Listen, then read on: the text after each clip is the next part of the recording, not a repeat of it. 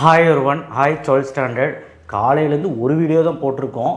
உங்களை டிஸ்டர்ப் பண்ணக்கூடாதுன்னு ஒரு மோட்டிவ் தான், வேறு ஒன்றும் இல்லை. ஓகேவா? சரி, நீங்கள் படிக்கணும். ஏற்கனவே கெமிஸ்ட்ரி அப்செட்டில் இருப்பீங்க, நல்ல கட் ஆஃப் எடுக்கணும். அதுக்காக தான் வீடியோவாக போட்டு இது பண்ண வேண்டான்னு.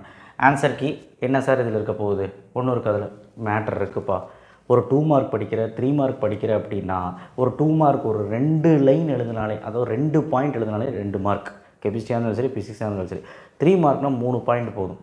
எலக்ட்ரோமேட்டிக் வேவ் ப்ராப்பர்ட்டி மட்டும்தான், மின்காந்த அலையின் பண்புகள் மட்டும்தான். அஞ்சாம் படத்தில் இருக்கிறது அது மட்டும்தான் 6 பாயிண்ட் எழுதணும் 3 மார்க்கில்.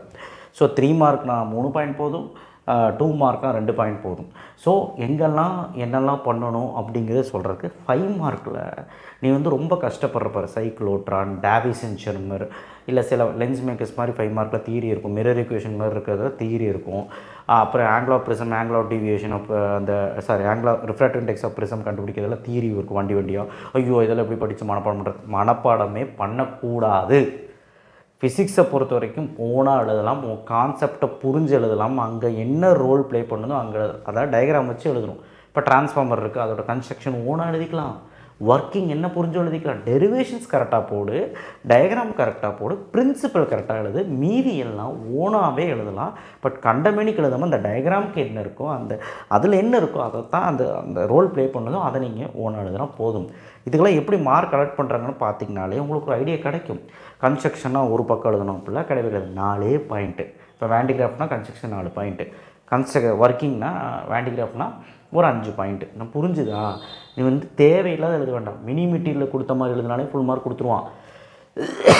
ஒரு சிலதுக்கு மட்டும் ஓகே இல்லை, பட் இருந்தாலும் பரவாயில்ல. ஏசி சிங்கிள் பேஜ் ஜெனரேட்டர்லாம் டிரான்ஸ்டன் ஆம்பிளிஃபையர்லாம் எல்லாம் விட்டுருவான். அதெல்லாம் மினி மெட்டீரியல் நம்ம கொடுத்துருக்கோம். நீங்கள் அதில் படிச்சிங்கனாலே ஃபுல் மார்க் கொடுத்துருவான். இப்போ பாருங்கள் என்ன சொல்கிறோன்னா, ப்ளூ ஆர் பிளாக் எழுதும். பார்ட் ஏ கொஸ்டின் ஆப்ஷனோடு சேர்த்து எழுதுனா தான் மார்க்குன்னு சொல்லிட்டான். Part 2, part 3, part 4 3 mark, 2 mark, 5 mark narration, explanation, reasoning, description, listing of points. Students may write in their own words but without changing the concept and without skipping any point. எந்த பாயிண்ட்டும் miss பண்ணிடக்கூடாது, கான்செப்ட்டும் மாறக்கூடாது, ஓனாகவே எழுதிக்கலாம். And definition, statement, லா இதெல்லாம் நீங்கள் ஓனாக எழுத முடியாது, டேரெக்டாக எழுதணும். புரிஞ்சுக்கோங்க. 2 மார்க்கில் நியூமெரிக்கல் ப்ராப்ளமுக்கு ஃபார்முலா எழுதாமலே ஆன்சர் கொண்டு வந்தாலும் mark should be given for the remaining correct steps. Formula எழுதுனா 1 மார்க் கிடைக்கும். ஓகேவா? அடுத்து கிராஃபிக்கல் ரெப்ரசன்டேஷனுக்கு எக்ஸ் ஒய் ஆக்சிஸ் கண்டிப்பாக மார்க் பண்ணியிருக்கணும் அப்படிங்கிறாங்க. ஓகே, இப்போது டைப் இது டைப் அந்த 1 மார்க்கு எப்படி எழுதணும்னு தெரியும்ல, அதெல்லாம் சொல்லணும்னு அவசியம் இல்லை. இப்போ பாருங்கள், இது 2024 நினைக்கிறேன். உங்களுக்கு 5 வருஷத்தோட மார்ச்சோட கொஷின் பேப்பரோட ஆன்சர் கீ உங்களுக்கு டிஸ்கிரிப்ஷன் பாக்ஸில் வைக்கிறேன். ஒருவேளை ஏதாவது கொஷின் படிக்க முடியாமல் போனால் கூட, ஏன்னா ரிப்பீட்டட் கொஷின்ஸ் அதிகமாக வரும், படிக்க முடியாமல் போனால் கூட அந்த கொஸ்டின்ஸை நீங்கள் அதில் எடுத்து நீங்கள் படிக்கலாம். அதில் எப்படி இருக்கோ அந்த மார்க் தகுந்த மாதிரி நீங்கள் படிக்கலாம். நான் இப்போ சொல்கிறேன் பாருங்கள். இப்போ ஹிஸ்டரிசஸ்னால் என்ன? ஹிஸ்டரிசஸ்மே லேகிங் அப்படின்னு அந்த வார்த்தை இருந்ததுன்னா 1 மார்க் தரலான்னு சொல்லியிருக்காங்க. இந்த வேர்டு இருந்ததுன்னா ஃபுல்லாக இருந்தால் 2 மார்க் தரலான்னு சொல்லியிருக்காங்க. அதே மாதிரி ஒரு மாலூஸ்லான்னு கேட்டிருக்காங்க. அப்போது ஈக்குவேஷன் மட்டும் நீ டெஃபினேஷன் எழுதுனா 2 மார்க், லா எழுதுனா அதுக்கு தகுந்த ஈக்குவேஷன் கரெக்டாக எழுதுனா 1 மார்க். நீ ஈக்குவேஷன் எழுது, டெஃபினேஷன் எழுது. ஒருவேளை ஈக்குவேஷன் மட்டும் தான் எழுதுனா 1 மார்க்கு, டெஃபினேஷன் கரெக்டாக எழுதுனா அதுக்கு 2 மார்க் கொடுத்துறாங்க. ஈக்குவேஷன் தப்பாக எழுதுனா அதுக்கு மார்க் போகாது. ஓகேவா? அப்போது இதே மாதிரி பாருங்கள், எலக்ட்ரிக் பொட்டன்ஷியல் ஈக்குவேஷன் மட்டும் இது 2 எது எழுதுனாலுமே அவங்க கரெக்டாக 1 மார்க் கொடுத்துட்றாங்க. ஆனால் இது எழுதுறதுக்கு 2 மார்க். அப்போ இது தப்பாக எழுதி ஈக்குவேஷன் எழுதுனா 1 மார்க். ஸோ டெஃபினிஷன்ஸ் இப்போ ப்ராப்ளம் பாருங்கள், உங்களுக்கு இதுக்கு 1/2 மார்க்கு, ஸ்டெப்புக்கு 1/2 மார்க்கு. ஏன்னா 2 மார்க் சம்முக்கு அப்படி தான், ஆன்சருக்கு 1 mark. Unit is not mentioned, reduced 1/2 mark. Unit கரெக்டாக எழுதணும், இல்லைனா 1/2 மார்க் யூனிட்டுக்கு போயிடும். இதுதான் மேட்ரு. அடுத்தது யூசஸ் 2 பாயிண்ட் போதுங்கிறாங்க. யூசஸ், லிமிடேஷன்ஸ், அட்வான்டேஜ், டிஸ்அட்வான்டேஜ் எல்லாமே லிஸ்ட் அவுட் பண்ணுறது எல்லாமே 2 பாயிண்ட். சம்ஸ் எப்பவுமே நான் சொல்கிற மாதிரி தான், 1/2 மார்க் ஃபார்முலாக்கு, 1/2 மார்க் ஸ்டெப்புக்கு, 1 மார்க் ஆன்சருக்கு. யூனிட்டோடு எழுதுங்க. ஓகேவா? அதுதான் அவங்க சொல்கிறாங்க. அடுத்தது எலக்ட்ரோமேட்டிக் வேவ், நான் மெக்கானிக்கல் வேவ், இந்த ஆன்சர் எழுதுனா 2 மார்க்கு. ஏதோ ஒரு ப்ராப்பர்ட்டி, இப்போ நீ எலக்ட்ரோமேட்டிக் வேவ் தெரியல, ஏதோ ஒரு ப்ராப்பர்ட்டி பற்றி எழுதுன அப்படின்னா 1 மார்க் கொடுத்துடலாங்கிறாங்க. ஆனால் அதாவது எதை எழுதணும்? பயாசிங்னா என்ன? அதோட 2 டைப் எழுதுனா டைப்புக்கு 1 மார்க், பயாசிங்க்கு 1 மார்க்கு. இது பாருங்க, application of suitable DC voltage across transfer terminals call biasing. இப்படி எழுதினாலும் 1 மார்க் கொடுத்துடலாம், இப்படி எழுதினாலும் 1 மார்க் கொடுத்துடலாம்னு சொல்லிட்டு கொடுத்துருக்காங்க.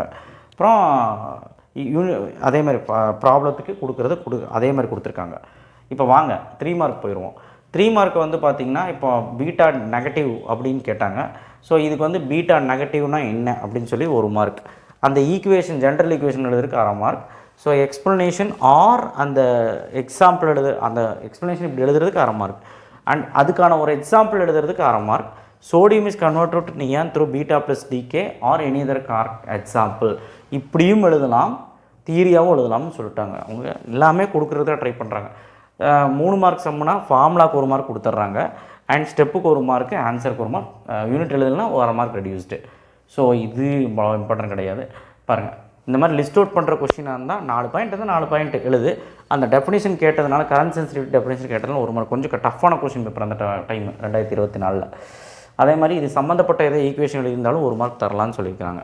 அடுத்தது சம்மு, அதே மாதிரி மார்க்கு. லாங் சொலினாய்டு டயக்ராமுக்கு அவங்க என்ன சொல்கிறாங்க, டயக்ராம் ஆர் எக்ஸ்ப்ளனேஷனுக்கு 1 மார்க். ஸோ அப்போ டயக்ராம் ஆர் எக்ஸ்ப்ளனேஷன் ரெண்டில் ஏதாவது ஒன்று கொடுத்துருக்கணும். 5 மார்க்னால் ரெண்டுமே கொடுக்கணும். 3 மார்க்னால் அவங்க ஒன்று எதிர்பார்க்குறாங்க.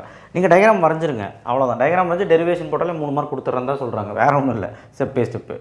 அடுத்து பாருங்கள், 3 டிஃப்ரென்ஸ் இருந்தால் 3 மார்க், அவ்வளோதான். அடுத்தது obtain Gauss law from Coulomb's law diagram or explanation இருந்தால் 1/2 மார்க். மீதியெல்லாம் ஸ்டெப் பை ஸ்டெப் 1/2 மார்க் கொடுத்துருங்க. லாஸ்ட்டில் இந்த ஆன்சருக்கு 1 மார்க்.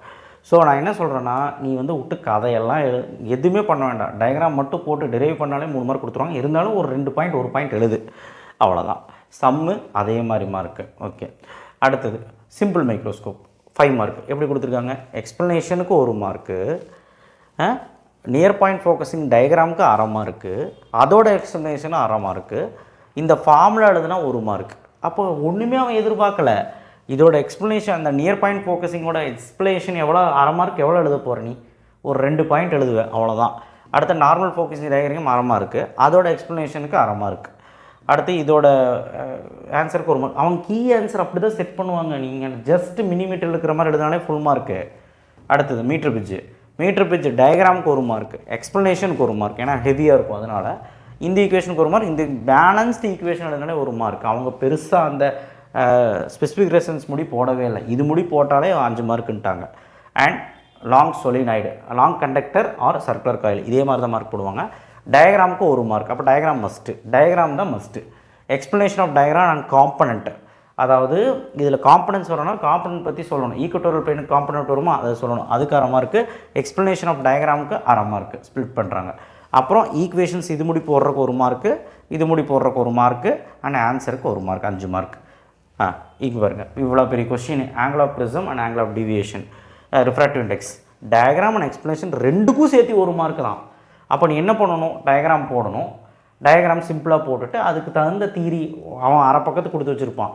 நீ வந்து ஒரு 3 பாயிண்ட் எழுது. என்ன பாயிண்ட் எழுது, let us consider PQ is a incident ray, QR is a refracted ray, and R is a emergent ray, and ABC is a prism. இந்த மாதிரி உனக்கு புரிஞ்சது எழுதுன போதும். D is a angle of minimum deviation. இந்த மாதிரி புரிஞ்சது ஒரு 3 பாயிண்ட் எழுதுங்கிறேன் போதும். அப்புறம் ஈக்குவேஷன்ஸ் எழுதினாலே அவங்க மார்க் கொடுத்துட்றாங்க. பெருசாக அவங்க எதிர்பார்க்கல. கிராஃப் எழுதினாலும் சரி, இது போட்டாலும் சரி, அவங்க அந்த ஸ்டெப்புக்கு 1/2 மார்க் கொடுக்குறேன்ட்டாங்க. இந்த ஸ்டெப் போட்டு இந்த ஸ்டெப் போட்டாலே அவங்களுக்கு மார்க்கு.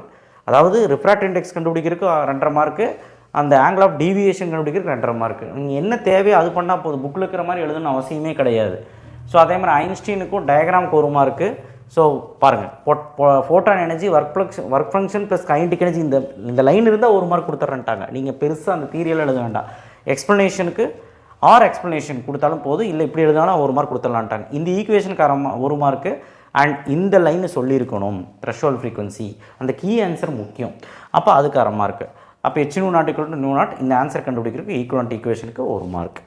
அதே மாதிரி பியூர் இண்டக்டன்ஸ், டயக்ராம் அண்ட் எக்ஸ்ப்ளனேஷனுக்கு 1 மார்க். அப்போ எக்ஸ்ப்ளனேஷன் இங்கே தேவை கிடையாது, அது வந்து ஓனாகவே எழுதிக்கலாம்.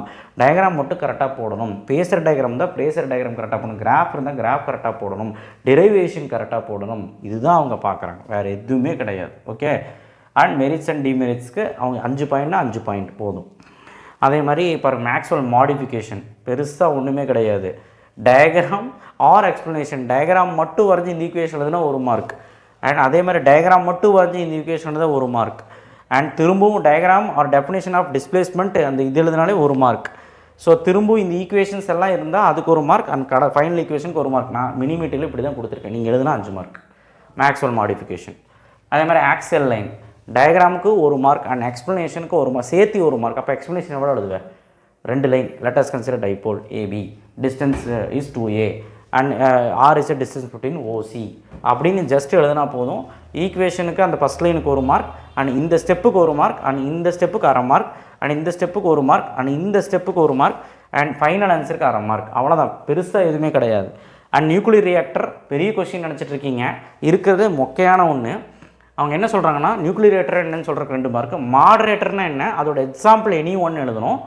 எல்லாமே ஃபங்க்ஷன்ஸ் எழுதிட்டு ஏதோ ஒரு ஃபங்க்ஷன், அதாவது கரெக்டான ஃபங்க்ஷன் 10th ஸ்டாண்டர்ட் கைடில் இருக்கும், அதோட ஃபங்க்ஷன் எழுதிட்டு எக்ஸாம்பிள் ஏதாவது ஒன்று எழுதினாலே அவங்க 5 மார்க் கொடுத்துட்றாங்க. இது நீங்கள் என்ன பண்ணுறீங்கன்னா ஆன்சர் கீ வந்து சைக்ளோட்ரான் மாதிரி கொஸ்டினோ, டாவிசன் ஜெர்மர் மாதிரி கொஸ்டினோ, இதெல்லாம் எப்படி இருக்குது என்ன இருக்குதுன்னு ஒரு அனலைஸ் பண்ணிட்டீங்கன்னா இன்னும் படிக்கிறதுக்கு ஈஸியாக இருக்கும். எந்த கொஸ்டினும் ஒமிட் பண்ண மாட்டேன். பெருசாக இருக்குன்னு தானே ஒமிட் பண்ணுறேன், பெருசாகவே கிடையாது. ஜஸ்ட்டு டயக்ராம் போடுற, தியரி வந்து ஒரு 2-3 லைன் ஓனாக எழுதுகிற, டெரைவ்னா டெரைவ் பண்ணுற, ஜஸ்ட்டு அவ்வளோதான், முடிஞ்சுது. ஓகே, வேறு எதுவுமே முக்கியம் கிடையாது. கிராஃப் இருந்தால் கிராஃப் பார்ட் கரெக்டாக போடுறேன், அவ்வளோதான். டயக்ராம் ரொம்ப முக்கியம், டெரிவேஷன் ரொம்ப முக்கியம். கன்ஸ்ட்ரக்ஷன் ஒர்க்கிங்காக இருந்தால் சைக்ளோட்ரான் மாதிரி இருந்தால் பிரின்சிபல் ரொம்ப முக்கியம், அண்ட் கன்ஸ்ட்ரக்ஷன் ரொம்ப முக்கியம். கன்ஸ்ட்ரக்ஷன் வந்து 1 மார்க் கொடுத்துருவாங்க, ஒர்க்கிங்க்கு 1 மார்க் கொடுத்துருவாங்க, அண்ட் டெரிவேஷனுக்கு 3 மார்க் 2 மார்க் கொடுத்துருவாங்க. ஸோ டயக்ராமுக்கு ஒரு மார்க், 1 மார்க்கும் அரை மார்க் அலக்ட் பண்ணியிருப்பாங்க. ஸோ நான் என்ன சொல்கிறேன்னா கன்ஸ்ட்ரக்ஷன் அவ்வளோ ஹெவியாக எழுத வேண்டாம், ஒரு 3 பாயிண்ட்டு உனக்கு தெரிஞ்ச மாதிரி. let us consider 2 Ds, D1 and D2 and connected to the AC frequency high frequency generator.